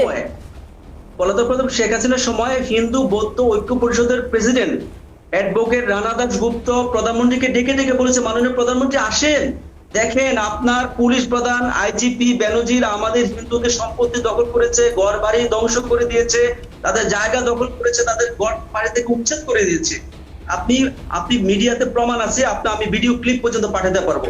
সো এটি যে শুধুমাত্র ইউনিসেফ সরকারের সময় হচ্ছে এরকম না, এই হচ্ছে আপনার, তার মানে ইউনুস সরকারের সময় এগুলো হচ্ছে, আপনি এটা অন্তত স্বীকার করলেন আজকে। আমার এইটার জন্য আপনাকে ভালো লাগবে, আমার এটার জন্য ভালো লাগবে। দেখুন, শেখ হাসিনা সরকারের সময়, আমি আবার বলছি আনোয়ার সাহেব, আমি বিনয়ের সঙ্গে বলছি আপনাকে, আমি আবার বলছি এবং বিনয়ের সঙ্গে বলছি, যদি শেখ হাসিনার মুখ থেকে একটাও ভারত বিরোধী বক্তব্য কোনোদিন আমরা শুনতাম, আমার দেশের সরকার, সেটা যে সরকারই হোক, ডেফিনেটলি ব্যবস্থা নিত 71-এর যুদ্ধে এই দেশটাকে সাহায্য করার পরেও আমি বলছি। বেশ, আমি একটা বিরতি নেবো, এই জায়গায় দাঁড়িয়ে বিরতির পর ফিরে আসবো। রাজাগোপাল বাবু রয়েছেন, কথা বলবো, অনেকক্ষণ ওনার সঙ্গে কথা হয়নি এবং যেহেতু একটা টেকনিক্যাল এরার ছিল, যাই হোক সেটা ঠিক হয়েছে, আমি কথা বলবো রাজাগোপাল বাবু। আমার হাতে ভর্তি তথ্য, আমি জানি না আনোয়ার সাহেবের সঙ্গে কতটা আর সুযোগ আছে কথা বলার, কিন্তু এই যে আপনি বলছেন না আমি বিরোধিতা করছি, কিন্তু আপনার মতো সবাই বিরোধিতা করছে না, ভুরি ভুরি তার অভিযোগ আমার হাতে কাগজপত্র নিয়ে। যাই হোক, আমি একটু এবার যেটা আপনি বলছিলেন, মানে আনোয়ার সাহেব যে কথাটা এতক্ষণ বলছিলেন যে প্রতিবেশী বা পড়শি দেশের সঙ্গে সম্পর্ক একই রকম থাকা উচিত, মানে আগের সরকারের সময় যদি আমরা ভালো সম্পর্ক রেখে থাকি তাহলে এখনো সেটা রাখা উচিত। ডেফিনেটলি 100বার আমি আপনার সঙ্গে একদম 100% সমর্থন করছি আপনার বক্তব্যকে। এবং এই কথাটা সূত্র ধরে রাজাগোপাল বাবুর কাছে আসি। আমাদেরই প্যানেলে বসে রাজাগোপাল বাবু একজন বাংলাদেশের বিশিষ্ট অতিথি, তিনি বলেছিলেন যে প্রতিবেশীর সঙ্গে সম্পর্ক বজায় রাখতে হয়, কিন্তু এই গোটা বিশ্বে এমন অনেক উদাহরণও আছে যখন প্রয়োজনে প্রতিবেশীর চোখে চোখ রেখে কথা বলতে হয়, যেমন উত্তর কোরিয়া, দক্ষিণ কোরিয়া। এইটা হচ্ছে তার উদাহরণ। এবার বলুন, বাংলাদেশের মানে বর্তমান সরকারটাকে বেশি করে কাঠগড়ায় কেন তুলবে না ভারতীয় মিডিয়া বা ভারতের মানুষ? ভারতীয় মিডিয়ার উপর ওদের বড্ড জ্বালা, কিন্তু কিছু করার নেই আমাদের। এখানে বাংলাদেশের অতিথি বসে এই কথাটা বলে যাচ্ছে, এই কথাটা বলছেন। এই মুহূর্তে যদি আমার কাছে সেটা থাকতো আমি আপনাদের শোনাতে পারতাম, কিন্তু উনি বলেছেন, আমার সাথেই বলেছেন। রাজাগোপাল বাবু। দেবারতী, আমাকে একটু একদম, হ্যাঁ আপনি বলুন, অনেকক্ষণ বলেননি। ঠিক ঠিক। আমি মোহাম্মদ আনোয়ার হোসেনের বক্তব্য শুনলাম, ওনাকে ধন্যবাদ জানাই। উনি একজন দেশপ্রেমিক মানুষ, নিজের দেশকে ভালোবাসে, কোনো অপরাধ উনি করছেন না, উনি দেশকে ডিফেন্ড করছেন, তার জন্য ওনাকে আমি সাধুবাদ জানাই। আমরা এমন কিছু ওনাকে বলতে বাধ্য করব না যাতে করে ওনার দেশে ওনার সুরক্ষার সমস্যা হতে পারে, এমন কোনো কথা ওনাকে বলতে বাধ্য করব না। উনি যথেষ্ট মার্জিত রুচিতে সম্পর্ক ভালো যাতে হয় তার জন্য বলছেন। ঠিক আছে, আমি কতগুলো কথা একটু বলি। যে আমরা বাংলাদেশের স্বাধীনতা যখন হলো, ভারতের সাহায্য চাওয়া হয়েছিল, ভারত গিয়েছিল। এবং আপনি খেয়াল করবেন, আনোয়ার সাহেব, বিজয় দিবস হলো 16ই ডিসেম্বর 1971, 6 ডিসেম্বর আমরা ভুটান বাংলাদেশকে আমরা স্বীকৃতি দিলাম। চীন দিল 1975 সাল, অনেক বছর পরে। পাকিস্তান দিল 74 সালের ফেব্রুয়ারি, অনেক বছর পরে। তারা কেউই মানে আপনাদের স্বাধীনতায় এগিয়ে আসেনি, ভারত এগিয়ে এসেছে। এটা একটা দিক। 2 নম্বর হচ্ছে, আমরা বাংলাদেশ স্বাধীনতা হবার পরে আমাদের প্রধানমন্ত্রী ইন্দিরা গান্ধী একদিনও সেখানে ভারতবর্ষের কোথাও পতাকা তোলেননি, বুঝেছেন? আমরা চাইনি ভারতবর্ষ বাংলাদেশকে কোনোভাবে শাসন করে। এটা 2 নম্বর দিক।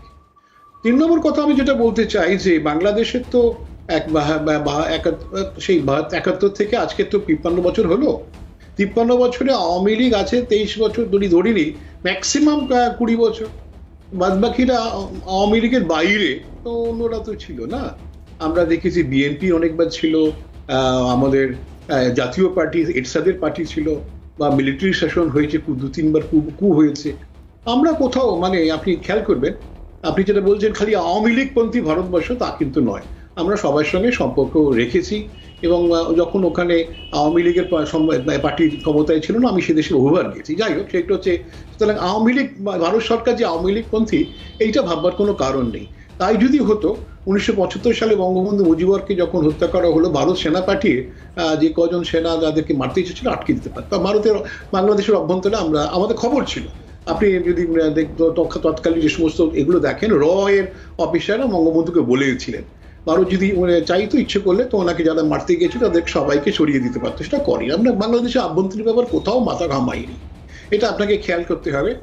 আমি আরেকটা কথা বলি, যে বাংলাদেশ থেকে আমরা $2 বিলিয়ন জিনিস কিনি, চীন কেনে মাত্র 50-60 মিলিয়ন ডলারের। আমরা অনেক বেশি জিনিস বাংলাদেশের কিনি।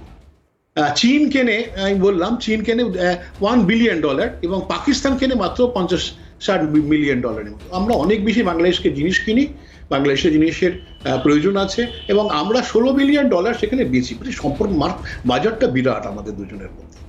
চীন বা পাকিস্তান যেভাবে বাংলাদেশকে দেখে, ভারত কখনো দেখেনি। কিন্তু একটা ন্যারেটিভ তৈরি করা হলো, কারা করেছেন সেটা হয়তো আলোচনার সময় আজকের হবে না, যে ভারতগিরি দাদাগিরি করেছে। মানে বাংলাদেশের স্বাধীনতা পাওয়া যদি দাদাগিরি হয়, ভারত তার জন্য দাদাগিরি করতে রাজি আছে। কিন্তু আজকে দেখুন, আমরা আলোচনা করছি, ঠিক আছে, আমাদের দুজনেরই উত্তেজনা আছে, আপনি উত্তেজিত হয়ে থাকতে পারেন, আমরাও আছি, কিন্তু কখনোই সৌহার্দ্য থেকে চলে আসেনি। দাদাগিরিটা ভারত যে করছে, এটা কিন্তু বলাটা একটা ন্যারেটিভ যারা তৈরি করেছে, তারা ভারতের সঙ্গে প্রতিবেশী দেশের সম্পর্কগুলো কিরকম তারা সারা বুঝতে পারছে না। প্রতিবেশী দেশ কি চেয়েছে আমরা দিতে পারি, এটা যদি কেউ বলে এইটা আমরা চেয়েছিলাম, ভারত দেয়নি। কোভিডের সময় দেখুন, যারা COVID-19 সময় ভারত যেভাবে এগিয়ে এসেছে, আমরা কিন্তু একেবারে প্রতিবেশী আমরা পরিবর্তন করতে পারবো না, তারা আমাদের অত্যন্ত কাছের।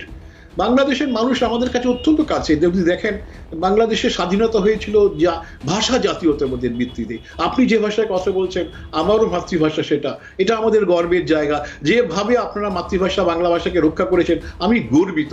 যেভাবে বাংলাদেশের উন্নয়ন ঘটেছে অনেক নিরিখে বাংলাদেশের উন্নয়ন ভারতের থেকে ভালো হয়েছে আমরা স্বীকার করেছি। নিঃশব্দ বিপ্লব বাংলাদেশে ঘটছে, বাংলাদেশ লিস্ট ডেভেলপ কান্ট্রি থেকে উত্তরণ ঘটেছে উন্নয়নশীল দেশ, ভারতও গর্বিত। আমরা কোনোভাবে বাংলাদেশের সাফল্য ঈর্ষান্বিত নই। বাংলাদেশ যদি পাকিস্তানের সঙ্গে বন্ধুত্ব করে আমাদের কিছু যায় আছে, ভালোই তো, বাংলাদেশের আর্থিক অবস্থা ভালো হোক আমরা সেটাই চাই।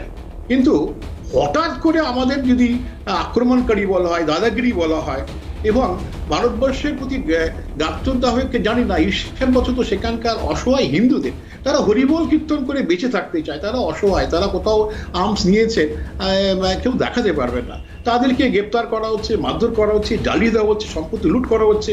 একজন সন্ন্যাসীকে একটা জেলের মধ্যে দিনের পর দিন রেখে দেওয়া হচ্ছে, তার কোনো বিচার হচ্ছে না এবং ন্যায়টা উকিলও সে পাচ্ছে না। এইগুলো দেখুন আনোয়ার সাহেব, আমি আপনার ব্যক্তিগতভাবে আমরা বন্ধু, আমরা ভ্রাতৃত্বের বন্ধনে বিশ্বাস করি। আমি আশা করব আপনার সরকারের উপর আপনারা যারা রয়েছেন একটু যদি চাপ দিতে পারেন। দেখুন সম্পর্ক আপনারা ছেড়ে দিন না, উনি আপনার মনে হয় সন্ন্যাসী উনি খুন করেছেন, আপনারা ছেড়ে দিন না চিন্ময় স্বামীকে, দেখুন না কি ধরনের সম্পর্ক তৈরি হয়। অযথা কেন হিন্দুদের উপর আপনারা অত্যাচার করছেন?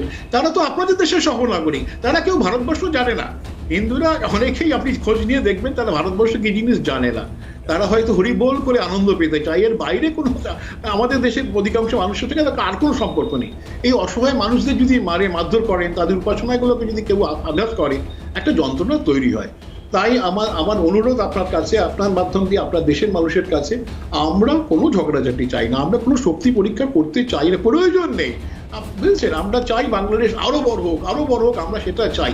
এবং সেই জায়গায় দাঁড়িয়ে একটা তো আপনাদের মধ্যেও তো ওপেননেস রাখতে হবে। আপনাদের যে আপনাদের উপদেষ্টা, পররাষ্ট্র দপ্তরের উপদেষ্টাকে ভালো করে চিনি, তবেই আমাদের কলকাতায় ছিলেন, খুব ভালো ছিলেন, খুবই ভালো মানুষ, উনি এসব কথা বলবেন না। কিন্তু অন্য উপদেষ্টা যারা আছেন তারা যে ধরনের কথা বলছেন এগুলো কি প্রয়োজন ছিল? মোহাম্মদ ইউনূসের সঙ্গে আমি ব্যক্তিগতভাবে বহুবার দেখা করেছি, উনি যেভাবে মহিলাদের ক্ষমতায়ন করেছেন দেখার মতন, যেভাবে গ্রামীণ ব্যাংক করেছেন, সেই মোহাম্মদ ইউনূস পরিবর্তন হয়ে একটা মৌলবাদকে কিভাবে এগিয়ে নিয়ে যাওয়া যায়, তার ধর্মে তার এই যে দীক্ষিত হলেন আমি বুঝে উঠতে পারছি না, বুঝছেন? সুতরাং আজকে ঝগড়াঝাটি আমি করতে আসিনি। আপনার বক্তব্য আমার ভালো লেগেছে, আপনি দেশকে ভালোবাসেন, এটাই আমার কাছে সবচেয়ে আনন্দ। আমি আমার দেশকে ভালোবাসি, আজকের এখানে যারা আছেন তারা সবাই নিজের দেশকে ভালোবাসে, এইখানেই আমাদের মধ্যে ঐক্য আছে এবং আমরা চাইবো ভারত বাংলাদেশ মৈত্রী অটুট থাকুক। মানে গায়ের জুড়ির কোনো ব্যাপার নয়। আপনি দেশের মানুষকে বোঝান, আপনি সরকারকে বোঝান যে ভাই সংখ্যালঘু, আপনি যেটা বলছেন সেটাই, আমি আর কিছু বলছি না, যেটা আপনি বলছেন সৌভ্রাতৃত্বের সম্পর্ক খুব ভালো লাগলো, সেটা যদি মানে ইন প্র্যাকটিস দেখা যায়, একদম এই সম্পর্কটা বজায় থাকুক। ঠিক কথাই। আমি অনিলবাবুর কাছে আসি। অনিলবাবু, একটা আমি জানি না যেটা আনোয়ার সাহেব এখানে বলছিলেন যে আমরা যে তথ্যটা দেখাচ্ছি, এই যে জাহাজটা এই মুহূর্তে পাকিস্তান থেকে বিভিন্ন নিত্য প্রয়োজনীয় জিনিস নিয়ে বাংলাদেশে গিয়েছে, সূত্র মারফত এরকমটা খবর পাওয়া যাচ্ছিল যে সেখানে কিছু আর্মস বা জঙ্গি লুকিয়ে থাকতে পারে। আমরা কনফার্মলি বলছি, একথা বলিনি আনোয়ার সাহেব, প্রথমে এটাকে একটু স্পষ্ট করে দিই। এগুলো একেবারে ভীষণ গোপন তথ্য এবং ততটুকুই আমরা দিতে পারি যতটুকু যে কোনো দেশের ন্যাশনাল সিকিউরিটিকে চ্যালেঞ্জ না করে। এইবার দ্বিতীয় প্রসঙ্গে আসি, যে এইটা আপনাদের হয়তো মনে হতে পারে যে এইটা ভারতীয় মিডিয়া প্রচার করছে, কিন্তু আমি আপনার কাছ থেকে তাহলে একটা ইনফরমেশন চাইবো এবং তারপর অনিলবাবুর কাছে যাব। এরকম একটা তথ্য আমরা পাচ্ছি, ইউনূস সরকার, আপনি বললেন কিছুক্ষণ আগে যে মিশরে রয়েছে, ঠিক কথা, মিশরে আবদেল এল সিসির কাছে তিনি অর্থ সাহায্য দাবি করছেন। থাইল্যান্ডের ব্যাংকে 6 দেশের ক্রাইসিস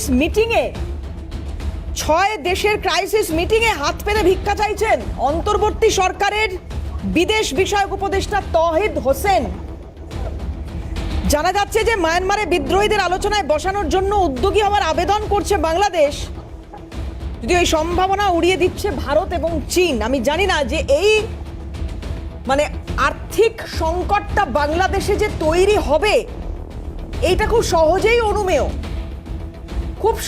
অনুমেয়, কারণ বাংলাদেশ উন্নতি করেছে ডেফিনেটলি, তারপরে আমি বলবো যে অর্থনৈতিক দিক থেকে এতটা উন্নতি কি আপনার দেশের হয়েছে আনোয়ার সাহেব, যে এই ধরনের অস্ত্র কেনা, এই ধরনের অস্ত্রের প্রশিক্ষণ দেওয়া, এই রকম পরিস্থিতিতে দেশের পুরো সিস্টেমটাকে একই রকম রেখে এগিয়ে নিয়ে যাওয়া? এখানের থেকে বাজার দর আপনার দেশে শুনছি 3 গুণ বেশি, সামান্য আলু, পটল, ঝিঙে, বেগুন এইসব কিনতে গিয়ে লোকের নাভিশ্বাস উঠছে। তো এই পরিস্থিতিতে দাঁড়িয়ে এই যে বিভিন্ন জায়গায় আর্থিক মানে সংকট মোকাবিলায় সরকারকে বিভিন্ন দেশে গিয়ে অর্থ সাহায্য চাইতে হবে, এটা খুব স্বাভাবিক ব্যাপার। এই তথ্যটা কি আপনার কাছে রয়েছে? মানে এটা আমরা পাচ্ছি এই তথ্যটা, যদি একটু ক্লিয়ার করেন বা কনফার্ম করেন।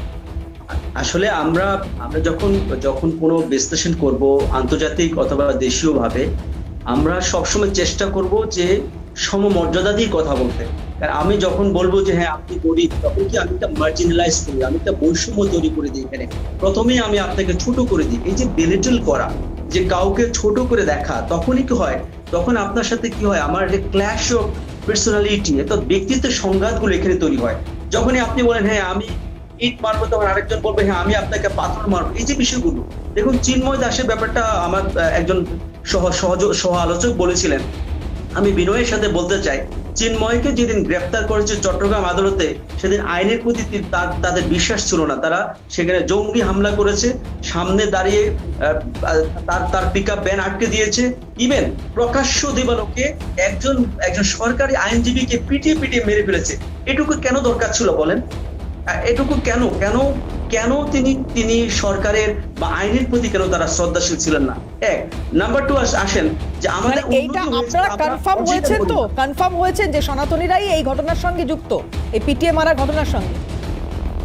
আইনের দৃষ্টিতে যতক্ষণ না পর্যন্ত অ্যাকিউজ কনফার্ম না হয়, ততক্ষণ পর্যন্ত আপনি কেউ বলতে পারবো না কনফার্ম। বাট যেহেতু এখানে ভিডিও প্রমাণ আছে, এখন তো আগে মানদাতের আমল না যে আগে শুনেছি, এখন তো ভিডিও প্রমাণ আছে। তাহলে আপনি যখন প্রশ্নটা আমাদের কাছে রাখছেন, তাহলে প্রশ্নটা এইভাবেই রাখুন যে অভিযোগ, অনুমেয়, এই শব্দগুলো ব্যবহার করুন যে অভিযোগ উঠছে। আপনি বলছেন কেন দরকার ছিল বলুন পিটিএ মেরে ফেলার, কেন দরকার ছিল বলুন। আমরাও তো কনফার্ম নই ব্যাপারটা নিয়ে। এখন তো ভিডিও প্রমাণ আছে যে কারা এতে জড়িত ছিল, অ্যাকিউজ কারা। যখন তিনি আইনের দৃষ্টিতে অ্যাকিউজ হবেন, তখন আমরা বলতে পারবো হ্যাঁ তিনি করেছেন, যেহেতু এখানে 4-5-6 জন ছিল এবং সবাই সন্দেহ। অপরাধের সঙ্গে যদি কেউ যুক্ত থাকে, তারপরেও তার জন্য একজন আইনজীবী থাকে। এইখানে যে রাষ্ট্রদ্রোহের মামলা দেওয়া হয়েছে, সেই মামলার সারবত্তাই নেই, এইরকম অভিযোগও তো সামনে আসছে। সেই বিষয়টা ছিল, আপনি আইনগত যেহেতু আইনের স্টুডেন্ট হতে থাকেন, তাহলে আপনি জানেন সেখানে যে আইনজীবীদের যে নিয়ম, সে নিয়ম তিনি পালন করতে পারেননি বলে দাঁড়াতে পারেননি। সেটাও আমরা সেই খোঁজ খবর আমরা পেয়েছি। দিতে যাচ্ছেন তারা অ্যারেস্ট হচ্ছেন, এরকমও তো খবর পাওয়া যাচ্ছে না। বাংলাদেশে এরকম অনেক গুজব আপনার কাছে শোনা যাবে, সবকিছু ভেরিফাইড না।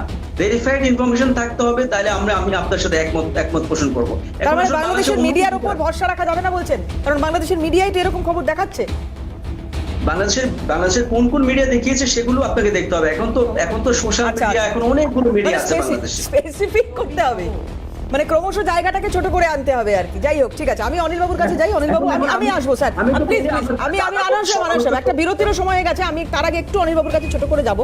অনিল বাবু, একটু জানার চেষ্টা করি আপনার কাছে যে এই যে আমি জানি না, অর্থনৈতিক একটা সমস্যার মধ্যে দেশকে পড়তে হবে, এটা খুব স্বাভাবিক যদি এই পরিস্থিতি তৈরি হয়। আমি জানি না সেটা এই মুহূর্তে তৈরি হয়েছে কিনা, কিন্তু এটা ঠিক, আমার খুব কাছের খুব প্রিয় মানুষেরা বাংলাদেশে এখনো থাকেন, তাদের সঙ্গে আমাদের কথা হয়। হয়তো বাংলাদেশেরও অনেক মানুষ রয়েছেন যাদের খুব কাছের প্রিয় মানুষেরা এই দেশে থাকেন, ভারতবর্ষে থাকেন, তাদের সঙ্গে কথা হয়। এইটুকু কথার উপর ভিত্তি করে তো আমি বলতে পারি যে ওখানে এই মুহূর্তে বেগুন 200 টাকা দিয়ে কিনতে হচ্ছে, আলু ওই রকম 80, 90, 100 এরকম দর। এই প্রসঙ্গে আসছি, তার আগে আমি যেখানে কথাটা শেষ করেছিলাম সেটা পুরোটা না করলে অন্য মানে যাবে। আমি মালদা, মুর্শিদাবাদ যে কথাগুলো বলেছিলাম, এখানে কিন্তু সব মুসলিমরা মোটেই খারাপ নয়। আমাদের সঙ্গে চাকরিতে অনেক মুসলিম অফিসাররা ছিল, তারা কিন্তু নিজেরা মুসলিম বলে মনে হতো, আমরাও তাদের মুসলিম বলে মনে হতো, তারা আমাদের হিন্দু বলে কোনো হেটেড ফিলিংস ছিল না। এইটাই ছিল পশ্চিমবাংলা। যেমন আপনি মালদার মানে স্বনামধন্য নেতা, সর্বজনের প্রিয় এ গনি খান চৌধুরী, একে চাচা বলতো, উনি কিন্তু পশ্চিমবাংলার এবং মালদার জন্য উন্নতির জন্য যে চেষ্টা করেছেন, irrespective of caste, creed and religion করে গেছেন, কেউ কোনো কিছু বলেনি। তার জন্য ওনাকে বারবার ওই লোকের সামনে পাবলিকলি আল্লাহ আল্লাহ করতে হয়নি, বা দোয়া করা ইনশাল্লাহ এসব বলতে হয়নি। উনি কিন্তু ডেভেলপমেন্টটা করে গেছেন। যাই হোক, এবং আমি বিশেষ করে নারকেলডাঙ্গা, বেনিয়াপুকুর এবং কাশীপুরেও টু সাম এক্সটেন্ড করেছি, মুসলিম ডমিনেটেড এরিয়া, কিন্তু ওখানে কেউ কোনো দিন এইটা ভাবেনি যারা হিন্দু অফিসার। বরঞ্চ আমাকে এই কথাই বলেছে যে বলে স্যার আপনারা মনে করেন আপনারা বলে আমাদের মুসলিম অফিসার দিলে আমাদের ভালো হয়, কিন্তু হিন্দু অফিসারদের থেকে আমাদের যে উপকার হয় মুসলিমদের থেকে অতটা উপকার হয় না। হ্যাঁ, কাজে সেসব ছাড়ুন। এখন এই যে উনি বলছেন, আনোয়ার সাহেব যেটা বলছেন শুনতে খুব ভালো লাগছে।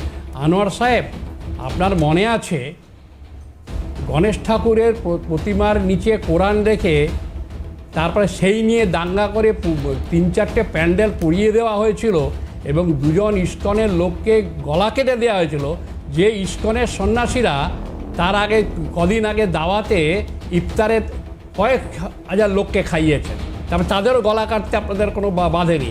এইটাই হচ্ছে শান্তি আপনাদের বাণী। এরপরে যদি আপনারা এইসব বলেন, আর এই যে আপনাদের একজন নেতা বলছে বিসর্জন করছেন ওই ওয়াইফের শাড়ি পুড়িয়ে, পুরনো চাদর পুড়িয়ে দেয়, যার ভারতীয় দর্প অর্জন করবো, তা ট্রেন 6খানা তো ভারত সরকার দিয়েছিল, সেই ট্রেনটা চড়ছেন? তাদের জিজ্ঞেস করবেন সেই ট্রেনটাই চড়ছেন কিনা। একদিকে পাকিস্তানের সঙ্গে সম্পর্কের পুনর্নবীকরণ চলছে, ঢাকা বিশ্ববিদ্যালয়ে যেটা আপনাদের দেখিয়েছি যে নতুন বিজ্ঞপ্তি, পাকিস্তানের সঙ্গে গবেষণা, সংস্কৃতি, খেলাধুলায় আদান প্রদান হচ্ছে, কোনো ক্ষেত্রে বাধা থাকছে না। এইটা যেটা আনোয়ার সাহেব বলছিলেন যে আমরা সমস্ত প্রতিবেশীর সঙ্গে সুসম্পর্ক বজায় রাখবো, ডেফিনেটলি রাখবো, কিন্তু যেটা এতদিন ছিল না, মানে এই পূর্ব পাকিস্তান, পশ্চিম পাকিস্তান ইত্যাদির পরে যেটা দীর্ঘদিন ছিল না, সেইটা যখন আমরা দেখতে পাচ্ছি তখন তো সেটা নিয়ে প্রশ্ন তুলবে। যাই হোক, সেটাও আপনার দেশের অভ্যন্তরীণ ব্যাপার, আমরা সেটাও ছেড়ে দিলাম। আমার একটাই প্রশ্ন, যশোর জামিয়া ইসলামিয়া মাদ্রাসায় কি জঙ্গি প্রশিক্ষণ চলছে? কারণ যে ভিডিও ভাইরাল হয়েছে, দিনের পর দিন ধরে এই ভিডিও ভাইরাল আমরা দেখিয়েছি, তারপরেও একটা কোনো বক্তব্য নেই। দেখুন, মুখ ঢেকে আরবি ভাষায় বক্তব্য রাখা চলছে এবং গার্ডের মতো কালো কাপড় দিয়ে মুখ ঢাকা জিহাদের শিক্ষা দেওয়া হচ্ছে। এটা যশোরের ছবি আপনাদের দেখাচ্ছি, যশোরের ছবি, যশোরের মাদ্রাসায় জিহাদের শিক্ষা দেওয়া হচ্ছে। এবারও যদি আমরা এই প্রশ্ন তুলি যে পাকিস্তানের মদত রয়েছে, দেখুন এ তো পুরো আইএসআই কায়দা, এখানে এইভাবে বক্তব্য রাখা চলছে। যশোর জামিয়া ইসলামিয়া, যশোর, এই যশোরে এই হচ্ছে ছবি, পড়ুয়াদের বার্ষিক অনুষ্ঠান যেখানে জেহাদি সাজ। এবার এই বার্ষিক অনুষ্ঠান এটা নাকি এর আড়ালে জঙ্গি প্রশিক্ষণ চলছে? প্রশ্ন করলে যদি এটা শুনতে হয় যে আমরা সম্পর্ক ভালো রাখতে চাইছি, আপনারা রাখুন সম্পর্ক ভালো, কোনো আপত্তি নেই তাতে। আমি আবার বলবো, শেখ হাসিনা কেন, ABCD যেই থাকুন, যদি ভারত বিদ্বেষী একটা বক্তব্য আসে সরকার বুঝে নেবে। ফাল্গুনিদি, তো আপনার কাছে আসি, যে প্রথমত একাধিক বক্তব্য আনোয়ার সাহেব রেখেছেন, এইভাবে এই জিহাদের শিক্ষা যদি দেওয়া হয় এই মাদ্রাসাগুলোতে, আপনারা এই রাজ্যের ক্ষেত্রেও একাধিক অভিযোগ তুলেছেন, আর এই ছবি আমরা দেখছি বাংলাদেশ থেকে, এটা ভাইরাল ছবি, ভাইরাল কিভাবে সম্ভব? আমি আসবো আনোয়ার সাহেব, আমি আপনার কাছে আসবো, উত্তর নেবো ডেফিনেটলি। একটু ফাল্গুনিদির কাছে একটু উত্তরটা নিই। দেখুন, মাদ্রাসাগুলো থেকে জঙ্গি প্রশিক্ষণ হয়, এটা আমরা এপার ওপার সব জায়গাতেই এইটা হচ্ছে, বা এই যে বৃহত্তর বাংলাদেশ বানানোর ছক, বা পশ্চিমবঙ্গকে পশ্চিম বাংলাদেশ বানানোর ছক, এটা বহুদিন ধরে চলছে। দেখুন, আজকে উনি বলছেন বন্ধুত্বের হাত, আমরা বন্ধুত্বের হাত বাড়িয়ে দিয়েছি বলেই তো ministry of external affairs government of India, foreign secretary of India Shri Vikram Misri বাংলাদেশে গিয়েই তো বসেছিলেন। হ্যাঁ, ইগো নিয়ে বসে থাকতে পারতেন, ওনাদের ডাকতে পারতেন, করেননি তো। দেখুন, আমরা এই সব ক্ষেত্রে সামরিক দিকে আমরা 3 নম্বরে আছি। আমরা আমাদের যে প্রশিক্ষণ, আমাদের ব্যবস্থা আমরা নিয়েছি, আমরা পারলেই আক্রমণ করতে পারি, কিন্তু কখনো করবো না, আমরা এটা ভাবি না। কিন্তু দেখুন, ওখান থেকে যে ধরনের বিষয় আসছে, এবং আপনি ভাবুন 57টা দেশ আছে যেটা ইসলামিক কান্ট্রি, সেখানে কিন্তু এই অনুপ্রবেশ ঘটছে না, ঘটছে কোথায়? পশ্চিমবঙ্গে। কারণ এর পেছনে একটা বড় চক্রান্ত আপনার আসামেও হচ্ছে। ঘটছে, আপনি আসামটা ভুলে যাচ্ছেন হয়তো, আসামেও ঘটছে।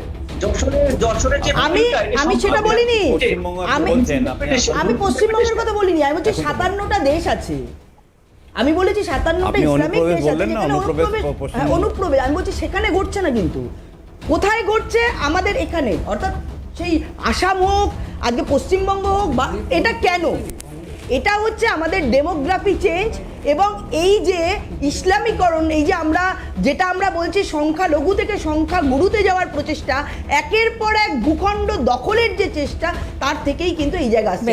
আপনি বলুন আপনার ওখান থেকে যে হিন্দুরা বিতাড়িত হয়েছে, চলে এসছে, পালিয়ে আসতে বাধ্য হয়েছে, যদি আমরা বন্ধুত্বপূর্ণ হাত বাড়িয়ে না দিতাম তাহলে 1971 সালে ভারতবর্ষের এত সৈন্য কেন প্রাণ দেবে, তারা কেন এই ধরনের রক্তাক্ত হবে বলুন আপনারা, যদি আমরা না চাই। আর আপনাদের জানি না আনোয়ার সাহেব মানেন কিনা, কিন্তু এখানে একাধিক প্যানেলিস্ট তারা বসেছেন, তারা বলেছেন যে বাংলাদেশের ওই যুদ্ধের কথা আপনারা বলবেন না, কারণ ভারতের কোনো অবদান তারা মানতেই চাইছেন না এবং মুজিবকে মানছেন না, সেটা মুজিবকে মানছেন না। ইতিহাস কখনো ভুলে যাওয়া যায় না। আরেকটা বলি, আপনাদের শেখ হাসিনা তাকে আপনারা জিতিয়েছেন, ভোট আপনারা দিতে পেরেছেন না, তারা লুট করে নিয়েছেন, সেটা তো আপনাদের অন্তর্বর্তী ব্যাপার।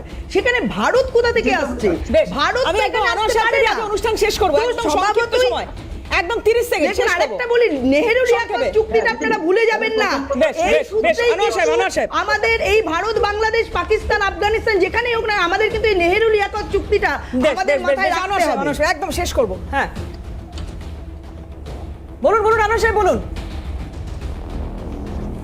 হ্যাঁ, যশোরে যে ভিডিওটা দেখানো হয়েছে সেটা ছিল একটা যেমন খুশি তেমন সাজু অনুষ্ঠান, অর্থাৎ একজন ব্যক্তি সে সিরিয়ার আদলে এরকম একটা সাজগুলো করে আসছে, যেমন খুশি সাজাতে একটা দেশে যদি জঙ্গি সাজা হয়, একটা দেশে জঙ্গি সাজা আমাদের রবীন্দ্রনাথ নজরুল সাজা হয়, আমরা রবীন্দ্রনাথ নজরুল সবাই জঙ্গি সাজবে, মানে এটা কি আমি জানি না, এটা জানি না। আজকে সেরা মানে শতাব্দীর সেরা হাসির কথা আপনি বললেন যে একটা দেশ এতই মৌলবাদ বা এতই জঙ্গিবাদকে সমর্থন করে যে তাদের এই ধরনের অনুষ্ঠানেও এরকম সেজে গুজে দাঁড়িয়ে পড়ছে।